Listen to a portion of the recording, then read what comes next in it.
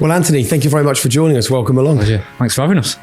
Let's start with, in your mind, what is high performance? I think in my mind, it's about taking yourself outside your comfort zone and trying to achieve something which sets you apart from other people in your performance sphere. So really having the bravery to try something different, or actually not having any fear of making that mistake, which ultimately you will do at some point in time. So is that a mindset that got you to this point? Because I think talking about the journey from being a young man who had various dreams and ambitions to becoming an elite level referee. I think you can apply that across not just in sport, but just in life in general. So I think if you look from the fallout of the pandemic, for example, and look particularly how my daughters have kind of come out of school into college and towards university, the resilience of a lot of people has taken a huge hit in recent years. And so people are really fearful of being criticised, really fearful of are worried about what other people will think. And so the more people that are prepared to go outside that comfort zone and not have that fear of trying something new and something different, I think that would ultimately drive more and more people to achieve far greater things than they do.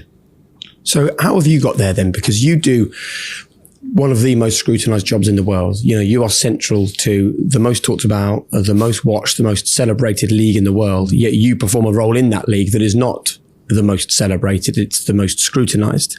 So before we talk about the specifics of your job and the way that we view refereeing, can you talk to us about the work that you've had to do personally to get to a point where you're happy to stand on a football field in front of 60,000 people with millions more watching at home and have the courage of your convictions to make a decision that you know is going to be picked upon, scrutinised, criticised? I suppose it's having a slightly sick sense of humour in a way, isn't it? Just from the fact that, you know, I like an adventure. I like trying to do something that is enjoyable, and actually being stood in front of 60,000 people is the next best thing to play. Yeah. And I think the simplest way to describe why I do and what a lot of the other lads at our level, why they do it, is if you could bottle up that feeling of standing in the tunnel before you walk out in front of 60,000 people in a big match, would be very similar to how a player would feel scoring a winning goal in a cup final, or for example, like one of the Olympic athletes who winning a gold medal in Beijing. It's purely for that buzz and that enjoyment factor. Given the culture that there was that 2020 study done at the University of Portsmouth that I described a horrific stat that 60% of people that go into refereeing will experience some kind of verbal or physical abuse one every 2 games. Was that a concern for yourself or your parents at that stage? No, genuinely it wasn't. So 20 plus years ago, local grassroots football, particularly open age grassroots football, was huge. They were the days when semi-pro players, they weren't contracted to the teams on the Saturday, so they could play Saturday in the Northern Premier League or North West Counties, but then they could play for the local pub team on a Sunday as well. And so on places like Wythenshawe Park, you'd have 15, 20 matches all at one time. 200-300 people stood around the side of a pitch watching it. But you were, as a 16, 17-year-old, you were refereeing players who were playing in Contributor League football. So for me, that was it was a challenge and a big shock to the system initially, but that was a great grounding. Compare that to nowadays, open age football to a point has dwindled significantly at grassroots level. And so the majority of football is youth and junior, which obviously then has its own challenges and complexities with not necessarily the players, but the parents, spectators and coaches are potentially the ones who cause more of an issue towards the level of abuse that happens these days. Let's talk then about this level of abuse. I'm sure you talk about it a lot as referees. Where do you all believe this is coming from? I don't think it's coming from one particular place. So if you actually think a high proportion of referees at grassroots level are under the age of 18, so it's kids who are trying to learn new skills, exercise, have some kind of enjoyment in football, just like all the lads and the girls that are playing. The bit I really struggle with personally, certainly with like some of the involvement I have at grassroots football, is I really struggle to understand how parents who are stood on the sideline as spectators find it acceptable to verbally abuse a 15 or 16-year-old girl or lad who is trying to referee a game. They wouldn't find that acceptable if an adult went and spoke to one of their children like that who was actually playing. So that for me is probably the underlying factor, and where a blame culture is really fostered and developing over a period of time, where many people find that's just some kind of acceptable behaviour. It wouldn't happen in a workplace. It wouldn't happen in a pub. Well, a friend of mine is Nick Cox, who's the head of the academy at Manchester United, and I've heard him talk about it. I've taken that behaviour out of context, and the example that he uses is, can you imagine a parent abusing a child in the school nativity play for not walking fast enough or forgetting the lines? The thought's ridiculous. And yet, like you say, it seems that it's acceptable when you take people on the side of a football pitch. So why do you think that is the case? Why? I think it's a cultural, historical thing. And, many times I'm asked the question, what people see on the television on a Saturday night or a Sunday afternoon transpires down to grassroots football. And to a degree that's true. But we're talking about parents and coaches who have gone through some kind of education process at grassroots football. So surely that culture has to change. The culture of blaming people for your own failings, or you wouldn't get the parent of a 16-year-old referee running up into the face of a coach of a under-15s team going, that was a wonderful substitution you've just made, or what about that player who's just missed that penalty or missed that pass? You see, I think it's all about communication. I don't think people understand your job. I don't think they understand how hard your job is. And we'll have a conversation now about that to try and educate more people into what actually happens during a game of football. Sure. But I also think that communication needs to be better from a referee. I think you should be allowed to talk. You should be allowed to do interviews with the media after a game, share your frustrations, share your decision-making processes, right down to allowing people at home to hear the conversation that goes on during a VAR decision. So it's kind of similar, right? If you do my job, you get loads of criticism. One of the best ways to deflect that criticism was when I put up a video sharing me working with all of the conversations that I have in my ear about 7 or 8 different people talking. And it's only then that it dawns on people that actually about 10% of my job is asking questions about football. The other 90% of my job is trying to keep a TV show on air and deal with all of the logistical elements of making television. Do you not think it's about time that we all got a better understanding of the logistical challenges of running a game of football rather than just talking about the nuanced penalty decisions? Yeah, most definitely. I think a good starting point would be for you to take the referee course, and then me and Damian can come and watch you refer. So tell me the biggest, tell me then, in my job, I get that, but what's the biggest mistake that I make, or that the people in the media make, or what is the biggest frustration that you as referees discuss in terms of us misrepresenting or misunderstanding your job? I think there's probably 2 or 3 areas that there's to consider.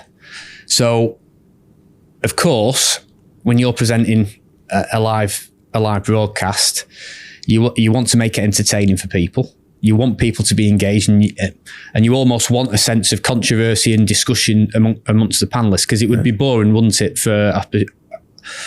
if everybody around your table would just say, yeah, absolutely, we all agree. Listen, the media love clicks. I mean, there are certain stations, radio and TV stations, that exist solely to create controversial content, so that loads of people view that, and that's how they make their mark. But actually understanding the perspective of the person who's making that decision is fundamental to help communicate on why a decision is made. So, of course, people will still probably not agree with the decision a lot of the time.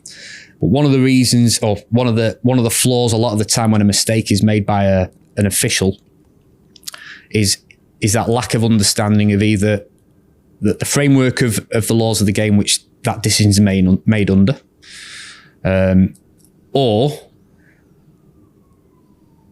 you're basing a discussion around camera angles, for example, that the official who's making that decision hasn't got access to. So, topical examples. One of mine from the weekend game in City and Tottenham, where the penalty that's given in the last minute for handball is a handball offence, but in real time, that can't be seen from on field because of the position where I am and the position of the other players. So from a camera that's by the corner flag, it's a really clear offence. So as long as that right decision's been reached, most people are generally happy.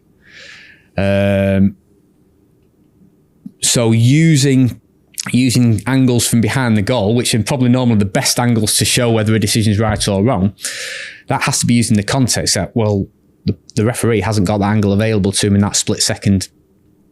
So adding some balance to the discussion would help that understanding, I think. Now, the only way we can add the balance, though, is by hearing both sides of the argument. My problem is I sit there and I have 3 ex-footballers, sometimes an ex-referee, but even the ex-referee we have only has access to the shots that we've looked at. Yep.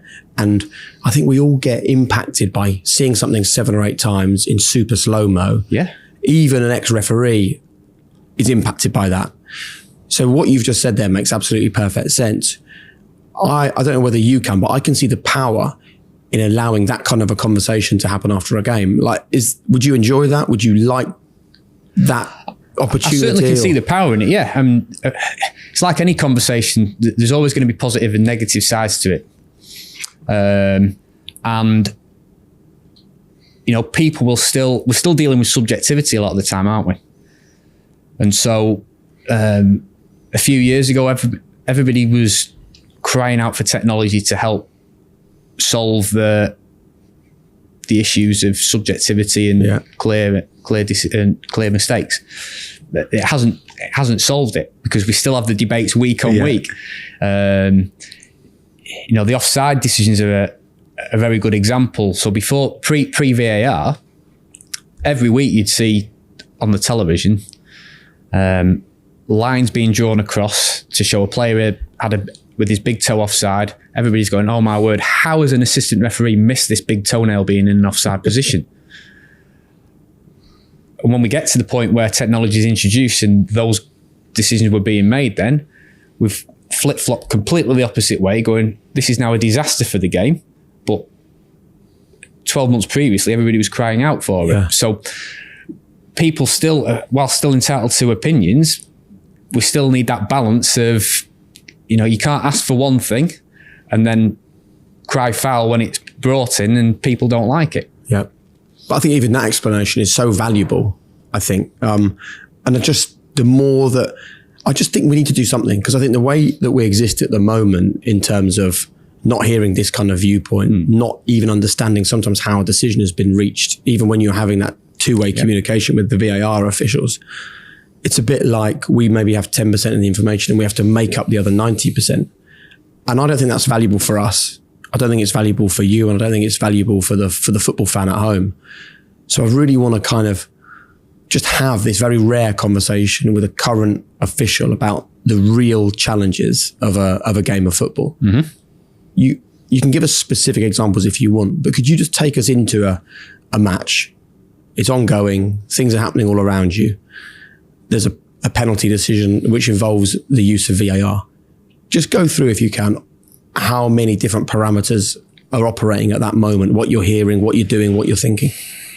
So take the initial complexity of a penalty decision in a match at full speed. So you're trying to judge the level of contact. You're trying to judge the consequence of that contact, and you're trying to then fit that into what the expectations are of the organisation and the competition that set guidelines at the start of the season. Yeah. And is there any part of you that's thinking, that's a big team, those fans are vociferous? No. None of that? No. See, what are the media going to make of it? None of that? This is always been a big misconception, that those factors do not come into it. Yep. Because if you're truly doing your job and focused, then you actually are not hearing the crowd. You're not aware of the surroundings you're in. You might as well be stood on the local park in terms of you're focused on that situation. Brilliant. So how do you avoid the stuff then that exists beforehand? So you hear like managers in the week sort of talking about the opposition have got a number of penalties recently, or they're trying to influence a ref by their comments in the media. How do you block that noise out before it? You just avoid. No. Don't read it. So the way I approach something like that is I'm always trying to be on the front foot with everything. So all I'm interested in is focusing on the two teams, the players involved, how the team's set up, and how the game might pan out. And usually the challenges within a game are affected by the individual players who play in that game. So whilst it's important to understand the tactics of a team, because obviously a City-Liverpool match is obviously end-to-end, non-stop, free-flowing, passing in little triangles, feeding it through the gaps, compared to two teams outside of the top echelons, the patterns of play will be different. So that impacts on how much running you need to do, where you might need to stand, your positioning around the penalty area for those situations. But it's all about making split-second decisions using as much information as possible, and then also trying to influence people to accept those decisions. Right, because that bit really fascinates me, because again, looking from the outside on that, it's easy to dehumanize referees, and see them as less than human in many ways, which mean that you delete, you distort, or you dismiss the evidence that's in front of you.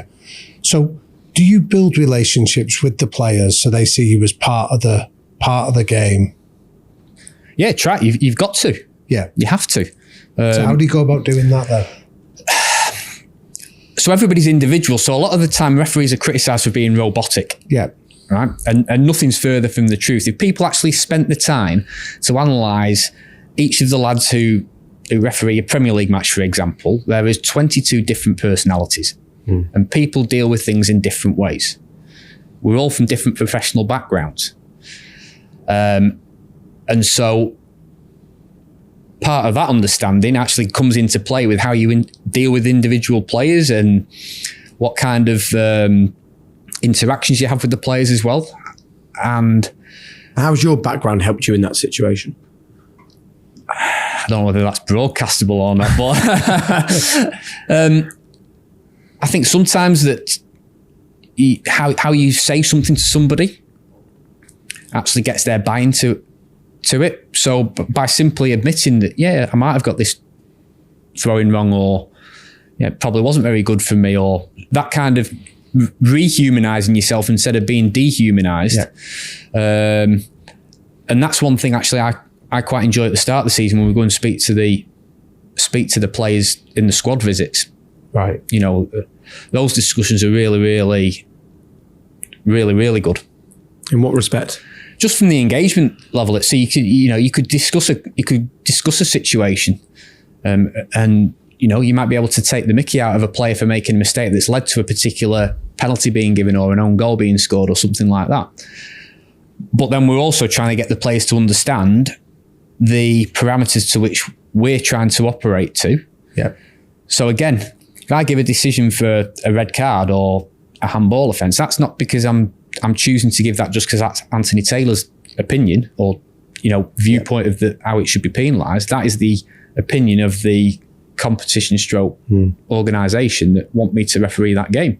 And that's how we try and get some kind of consistency across the competition for people to penalise certain offences. Yeah. So what's your reaction when you hear people say, oh, the referee wants to make it all about themselves? Hugely frustrating. Yeah. Because I couldn't name you one person who is refereeing today in the Premier League that has that approach. Why do we feel that then? Maybe trying to create some controversy. Maybe part of the blame culture. Yeah. Do you think it makes people feel better if their team have lost a game of... that's the thing we have to remember here. Nobody is watching a game of football without an emotional investment in that game. Correct. Particularly the people that share their thoughts, the people that go onto social media. So we have to take that into account at all times, I guess. Yeah. So let's go back to this incident. Something's happened on the pitch. Yep. You've judged the speed, the ferocity. What happens next? And then you try and work out whether it's actually punishable or not. And at this point, you've got players in your ears. Yeah. Ref, that's never a yellow card. That's never a pen. That's never a sending off. Is there any value in listening to those players? Because often what they say when we're working together, they'll say, oh, you can tell by the reaction he knew that was never a penalty. You could tell by his teammates' reaction. So are you judging body language and the way people are talking at that point as well? I think sometimes you can get a feeling once you've made a decision whether you've called it right or not, based on how players react sometimes. Of course, there are going to be times where players and managers are trying to influence a decision and trying to get a decision for the next time you've got to call that. But there are times where you've got a feeling. I had a sense that I missed handball on Saturday night. But as soon as you say to a player, I genuinely would be guessing because I'm blocked. Yeah. I can't see. And then all of a sudden they're like, oh, right, okay. But then in that situation, that's when the communication between me and the VAR starts. Because it's important for me to say to the VAR, this isn't my opinion that it's not handball. I'm telling you, I haven't got a clear view. So I need you to look at this objectively. Do you think this is a clear handball? And if so, it's important we get to the right decision. So I need to go and have another look. So just to be clear, even when those conversations with VAR are going on, the sort of the energy for that conversation, the drive of that conversation is coming from the on-field official. The energy isn't coming from back at a lot of the time you're going to a lot of the time the first initial thing that's important is the feel and the opinion of the official on the field who's made that decision. See, this is fascinating to me because like we all know that our emotions are a lot faster than our logical brain to kick in, and yet you're having to make logical decisions in an emotionally charged environment. So what sort of tricks and tips could you share with us, Anthony, that like listeners could use that stop them getting caught up in emotions to be able to think clearly and smartly? I think the one thing that's helped me since the introduction of more technology is about keeping that clear mind and trying to use the clarity of the frameworks, not only of the laws, but the parameters that are set to make decisions about trying to... You've made your real-time on-field judgment. Yeah. You've got to forget about that now. You've got to park that decision. Right. So how do you do that then? How do you move on from... So you've just got to really... It's a bit of self-talk and effectively say, right, that's done and dusted. Yeah. If I'm now going to look at it again, I need to look at it with a clean mind. Yeah. And actually talk through what I'm looking at again. So where's the contact? What kind of contact is it? Where's the arm? Where's the ball hit? Yeah. How does that then fit into what I need to make a judgment on? So do you have any, so when we interviewed Dan Carter on the podcast, for example, he spoke about when he'd made a mistake that he'd have like a trigger. In his case, it was he'd kick the toe of his boot into the floor so he could feel his toe make contact with the ground. And that recentered him to then go and make that, to have that clean mind. Mm-hmm. Do you have anything like that or any ideas that you could So I certainly don't kick the floor because I might trip up. But mine is literally talking out loud to my team. Right. So I'm quite fortunate that I usually work with the same two assistants on every single game, both here and international wise. Right. So we've been a team for best part of 5 years now. So we know what makes each other tick. So it's that talk between us. The decision's been made, move on. I've made this decision because of this. Yeah. I've had to change my decision because I've missed something. Fine, that happens. And that's probably that was the biggest challenge for elite referees with the introduction of technology. Is how do you prepare for standing in front of a TV audience of millions or billions in the split second to say, actually, I've looked at it again, I'm wrong. Yeah, of course. Because that takes real humility, nobody actually nobody thinks about that. Because traditionally in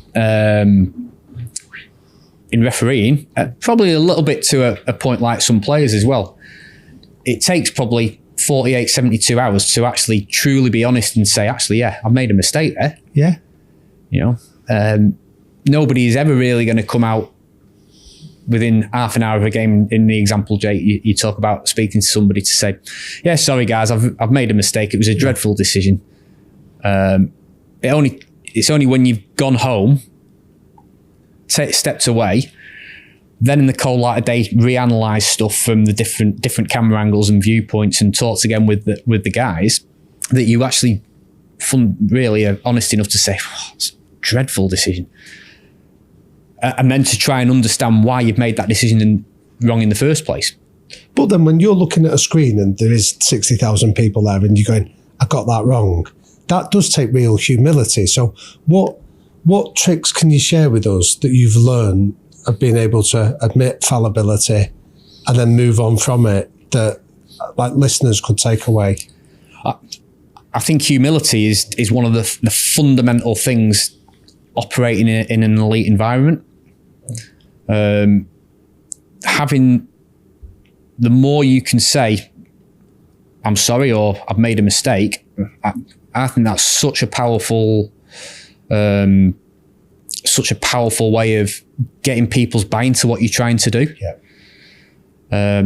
And yeah, people expect officials to be perfect 100% all the time. Well, you're not living in the real world because that kind of perfection doesn't exist anywhere. So can you give us an example of a manager then, say, that's just about to like unload on you for something and then you go, sorry, I made a mistake. And like, what's the effect on them once you do that? Sometimes it can bring somebody from there to there in a split second. Right.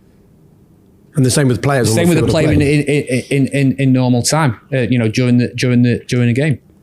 Yeah. Say Tails, that's a horrendous decision. All right, it might be a corner instead of a goal kick or something. Yeah. Well, I might like to remind them, of that misplaced pass or missed open goal. And when you say that, what's the reaction then? A lot of the time, fair play. Bit of laugh. Yeah.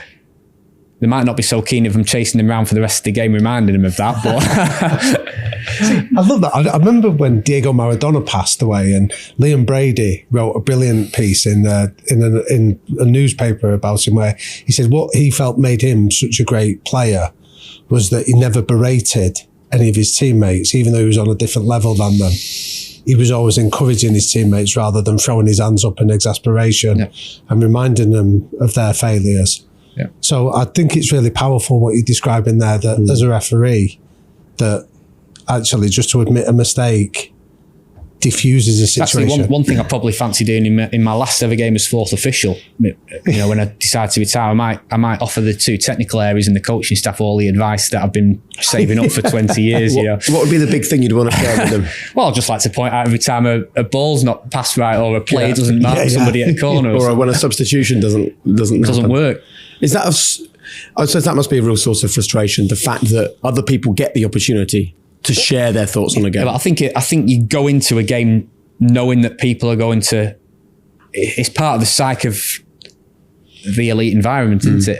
I know I mentioned before that rugby has a different culture. It's even evident in international rugby now. The South African coach in the Lions tour was, seen to be trying to influence officials quite through an ingenious way of becoming a water carrier. So it's creeping into lots of different kinds of sports. So everybody's always looking for that extra edge. But I think our challenge as officials is to, like I said, be one step ahead.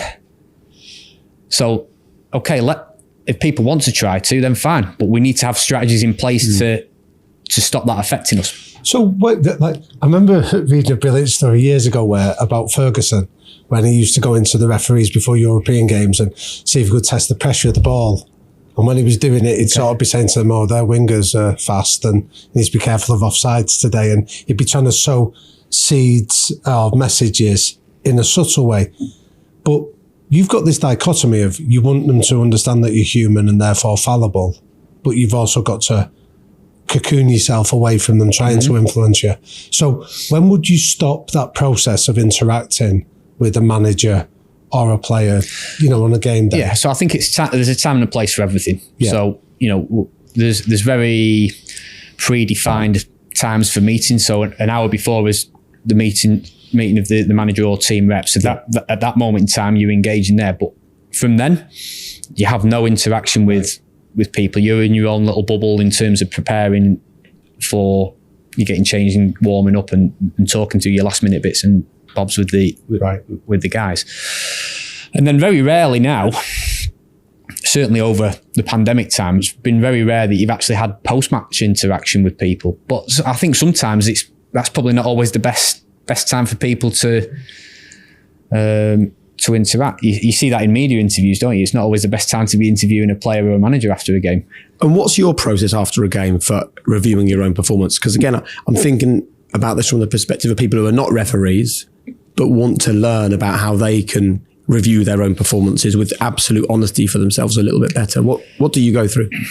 Yeah, so I think going through the decisions that are scrutinised the most, and we know what they are because they're very plain to see following games.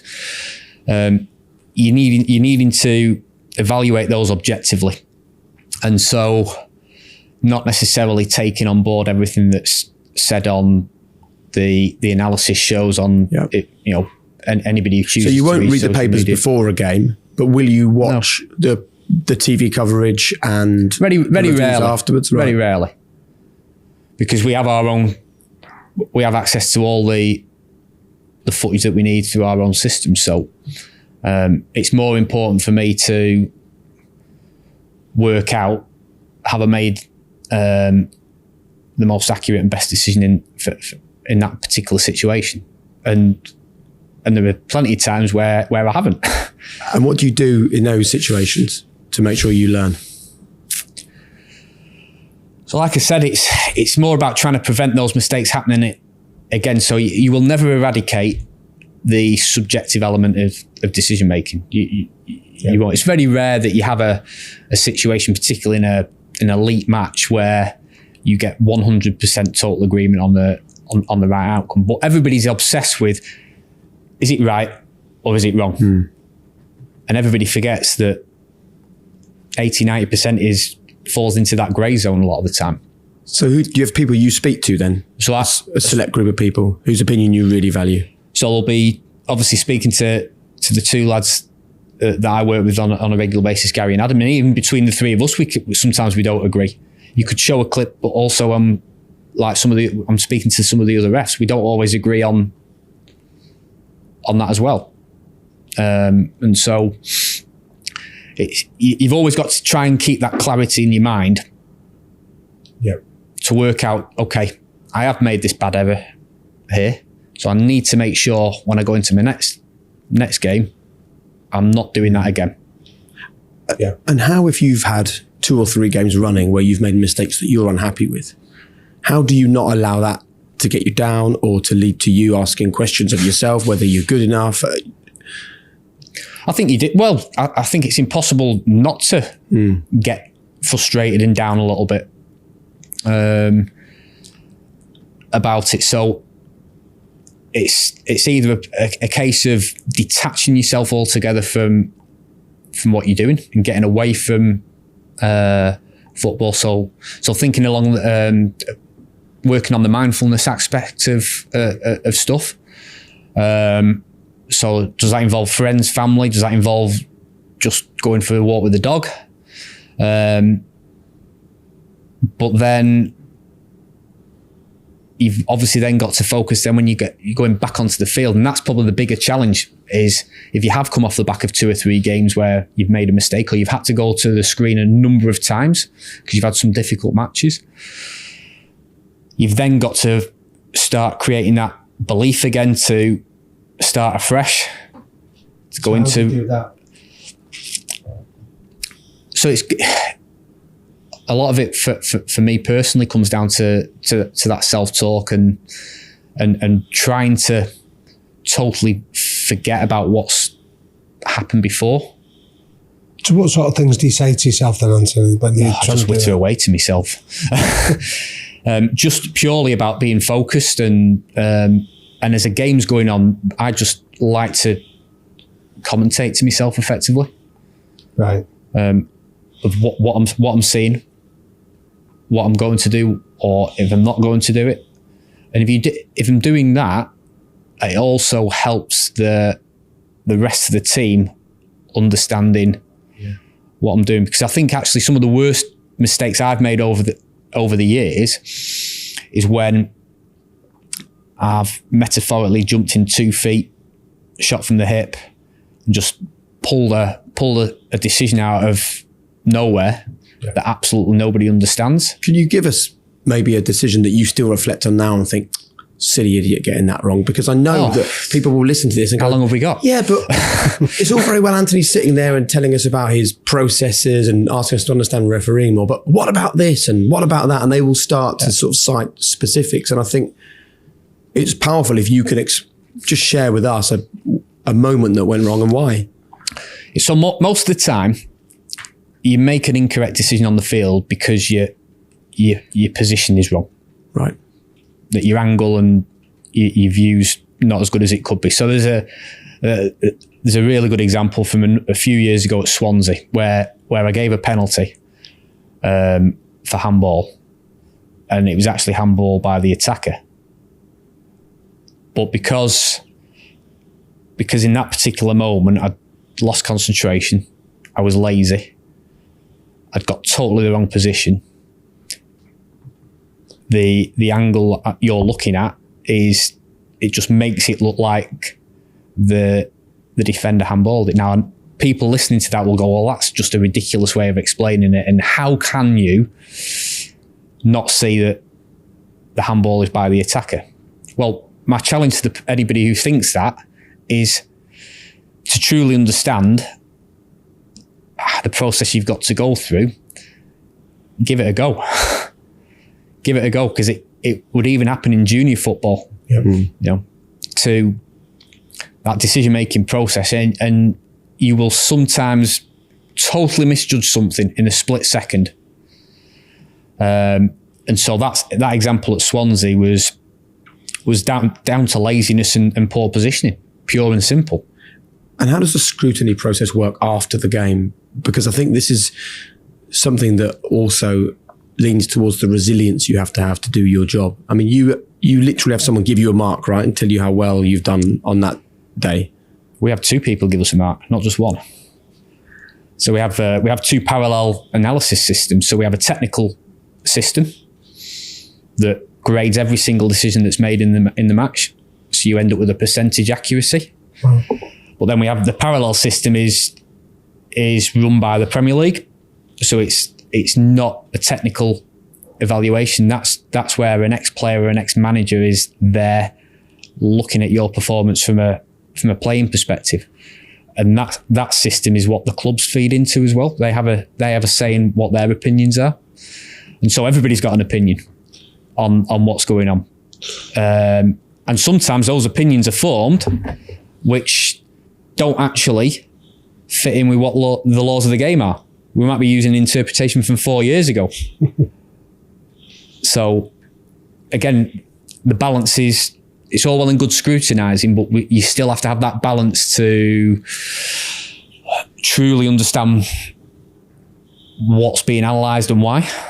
See, but what I find fascinating here is that we're talking a lot about mistakes that you've made and errors, and yet 80 to 85% of your decision making is correct and is right. So how much time do you spend looking at what you've done well before you start to look at where you could I spend a lot of time. Not many other people do.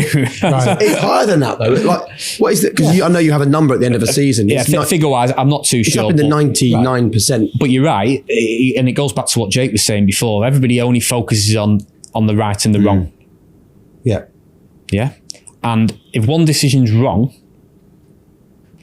that one decision, if we're being brutally honest, that one decision hasn't cost the result. Yeah. It's not cost the team the result. It might have played a part, but there's lots of other facets that have contributed to the result. Players missing an open goal, players missing a penalty, substitution or tactical changes. Yeah. The emotion reactions of making people do things wrong. So again, I'm not saying we don't have some kind of impact in terms of making a wrong decision. Of course we do. But again, that balance, one refereeing decision doesn't settle the match. You know, what this is making me think about is that I've done 10 years of presenting football programs, maybe 60 or 70 games a year. That's over 500 games of football I've hosted. I don't think we've ever analysed a brilliant refereeing decision and talked about how on earth did he see that? How did he get that right? How did he deal with the pressure from the players? How did he cope with the crowd in that moment? How did he communicate his decision to get the players back on side? Never, not once. There's 2 or 3 examples from last weekend's matches where goals have been scored because the referees have allowed play to continue after something's happened and the team's benefited from it. But nobody wants to talk about it. So what message would you like to share in given this opportunity with people? How would you like us to view referees? Just more understanding and more empathy. So again, yes, mistakes are made and we're far from perfect. But there's many other facets that contribute to a result of a football match.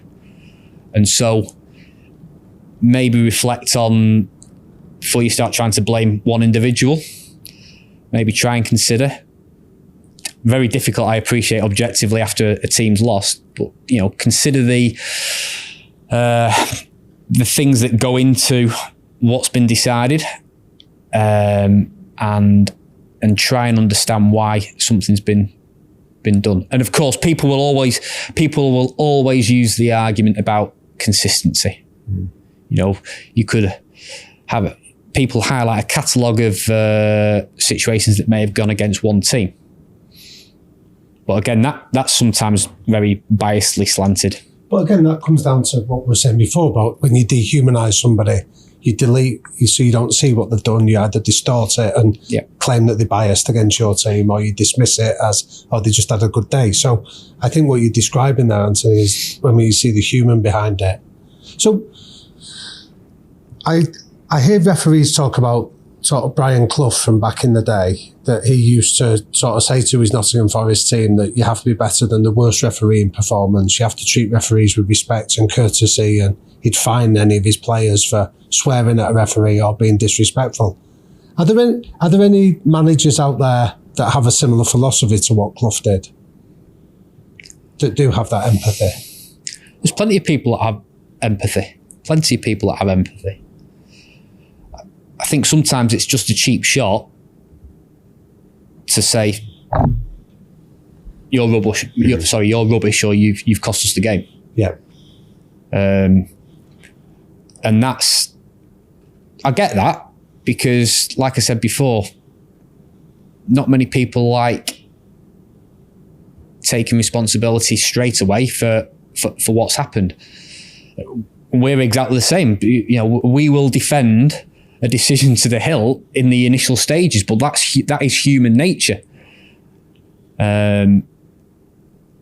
It's only with time and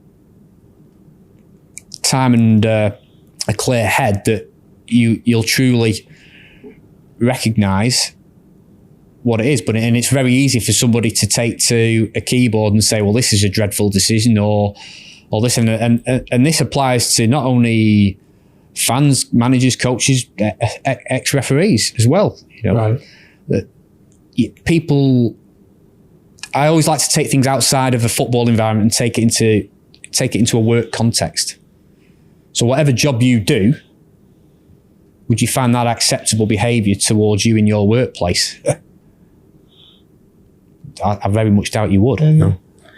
Can I talk about an incident that is not about football? Of course. But is a moment that where you really had to get it right, and it was actually a matter of life and death rather than a footballing decision, which was the collapse of Christian Eriksen when you were in charge of that.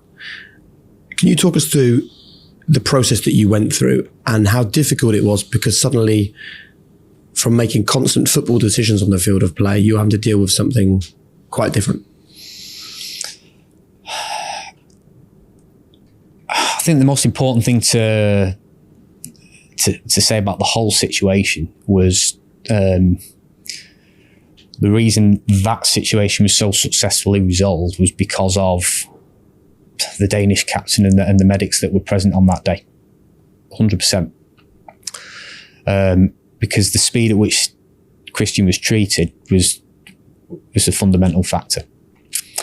But from my perspective, in terms of having to manage the whole scenario, meant that really I had to fall back on a number of previous experiences outside of football to try and help manage that situation. And there were a couple of factors. Obviously, the well-being of Christian was the most important thing. The well-being of the other players was important. But then also the well-being of my refereeing team was of equal importance to me. And he won't mind me saying, Gary, one of my assistants, he'd lost his mother only weeks before we went to the Euros. And so that was really a real human element to everything that brings everything into perspective. And so in those situations, it's so important to not make rash and quick decisions, and more be guided by how everybody's feeling. And how are you feeling at the time?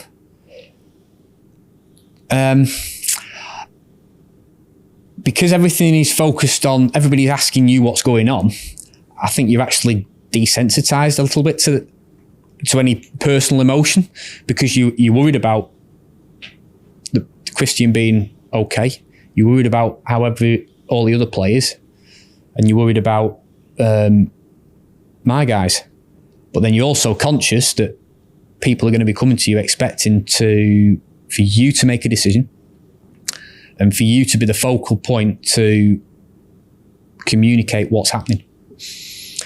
And so trying to create as much time as possible to gain information and get a sense of how everybody's feeling was the most important thing.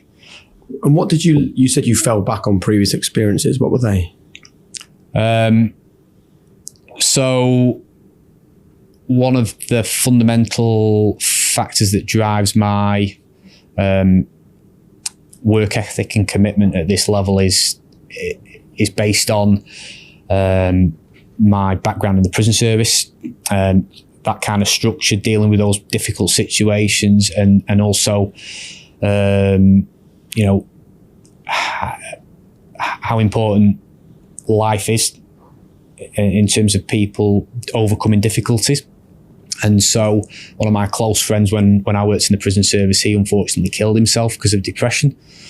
And so a lot of those things, a lot of the feelings and my kind of instilled behaviours come from trying to make the most of what's important to you.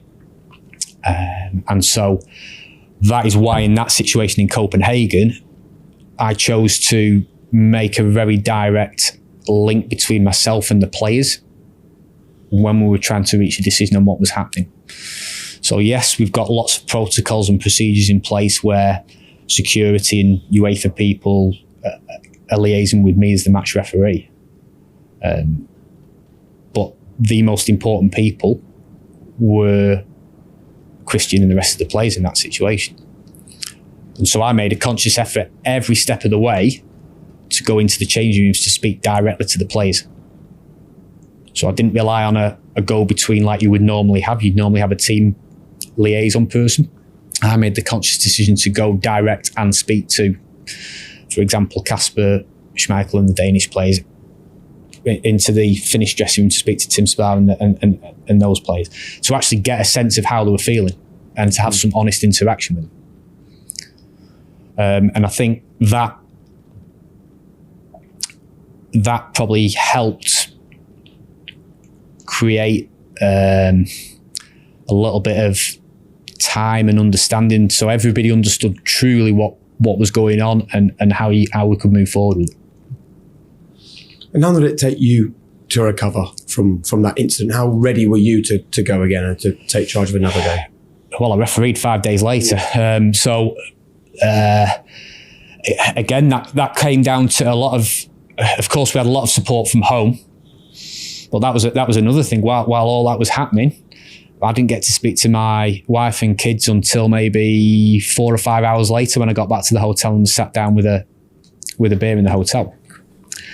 And so one of the important factors I did, because once we'd gone off the field down into the change rooms again, I was kind of away from the rest of my team. So I'd asked one of the lads to make contact with all the families at home to make sure they knew we were okay. But from the moment the decision was made to restart the game, we had to spend 5 minutes to remind ourselves, look, you're at the Euros. It was only I think it was the 4th game of the whole tournament. We need to go and finish this game. And then potentially, your retention at that tournament is based on your performance in that match. So if you're not performing very well in that match, you might go home after that. And there'll be a nice moment, hopefully, in the not too distant future when you're on the same football pitch again as Christian in the Premier League. It's fantastic to see him. Fantastic to see him back. And so, yeah, hopefully. Thank you for sharing those reflections. We've reached the point where we move on to our quickfire questions, and this is going to be interesting. The first one we go with is, what are the 3 non-negotiables that you and the people around you need to buy into? The 3 pillars of which you live by. Okay, so honesty, humility, and commitment. Very nice. If you could go back to one moment in your life, what would it be and why? Blimey, that's difficult.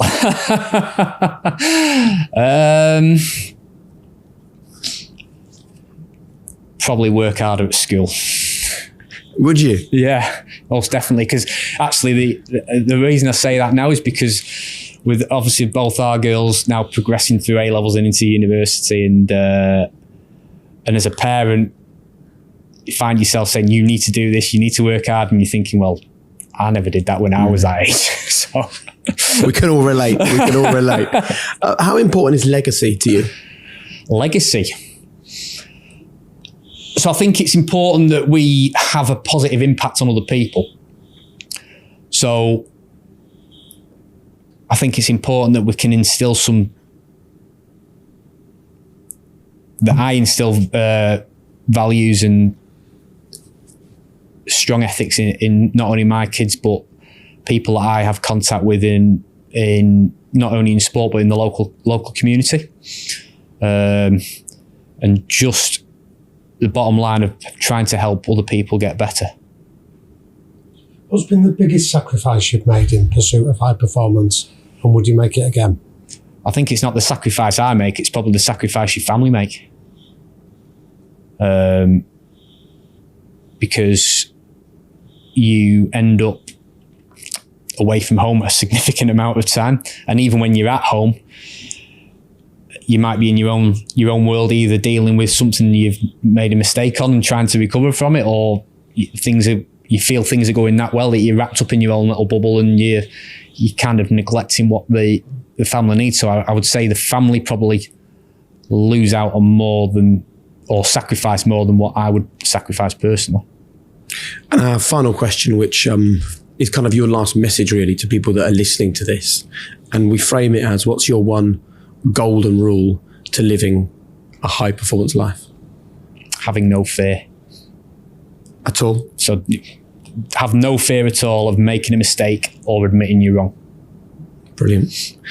That has been a fascinating conversation. When you think that we've gone through the processes that are involved, the scrutiny, the sacrifice, the moments that have shaped you along the way, I think to hear a current professional referee talking in this way, sharing the challenges, talking about the need for more empathy and more understanding, I'm just left with two overriding emotions really. The first one is a huge thanks to you for being brave enough to do it. And I think, a lot of people necessarily wouldn't want to put themselves in this position, but I'm just left thinking we need to hear more. We need to hear referees more often share their frustrations, share their decision making, share their challenges, because it's only through shared experience that we will all have more empathy for each other. We can't have empathy for people we don't understand. And so anything that any of you can do to help us understand you more will be good for the world of the referee, I'm certain. Thanks for having us. Thank you. Brilliant. So many interesting things. There's one little bit I'd like to do really quickly without us interrupting. I really want people to understand and feel the layers that goes into a decision on the field. Okay. So would you mind just sort of going through, like, I see an incident, I think this, break it then down I speak to the assistants, then the VAR gets involved, then I've got 7 voices, then I vet all the way through to then a decision is made. I just think we won't speak. It just gives people a real understanding actually of the depth and the number of layers involved. Is that all right? Yeah, of course. Brilliant. So whenever you're ready. Okay, so the situation would happen on field, and then in that split second, you're trying to make a judgment on what level of contact there is, how that's impacted on the player either staying on his feet or falling over, what the current guidelines and expectations are for that particular situation. So is it a push? Is it a tackle? Is it a handball offence? If it's close to your assistant, are they going to have an opinion because they've got a better view?